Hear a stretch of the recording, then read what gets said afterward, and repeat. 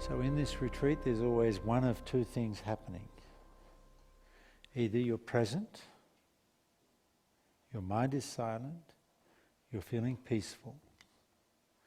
Maybe you're even feeling the oneness. Or something is being triggered. Feelings are coming up. Maybe the ego is keeping you imprisoned in the mind. Maybe you find yourself lost in others, seeking acceptance or approval. Maybe judgment is arising. Maybe you're feeling left out.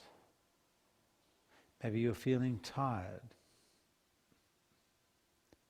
So it's one of those two things. Either you're present and life is good, or something's triggered. And both are great. I support both. I encourage both. But if something is being triggered, then the question is how to be with that.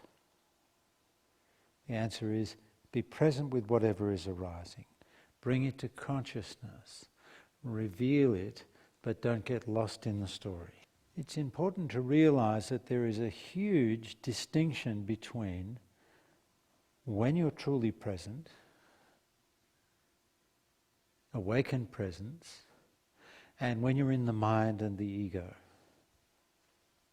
It's like night and day.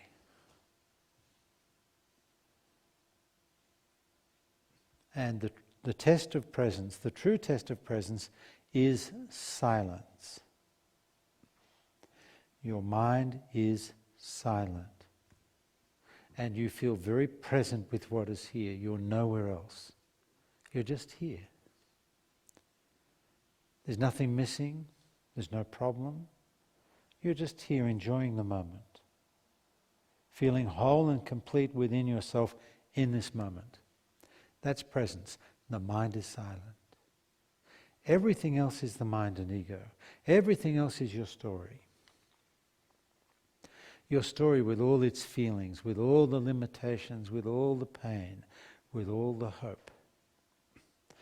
It's important to realize that you can be both of these things at the same time. Once you get to a certain level of presence. Once you open to a sufficient level of presence, it never really goes away. So even when the story is showing up, even when the feelings are coming up, you can still be present with it, revealing it. At other times you're so present that there's only one dimension here, presence. The most difficult aspect is when the only dimension that's here is the mind and ego, the story, and there's no presence. Healing occurs when the story and everything in it is revealed and you're present with what is surfacing. Does everyone get what I'm saying? And that's been the missing element in therapy and most healing modalities until recently. There's been an absence of presence. So in a way it's trying to fix yourself from within the mind. The mind trying to analyze itself, psychoanalyze. But when presence is available to you, you're here witnessing, revealing whatever is showing up. But you're not that.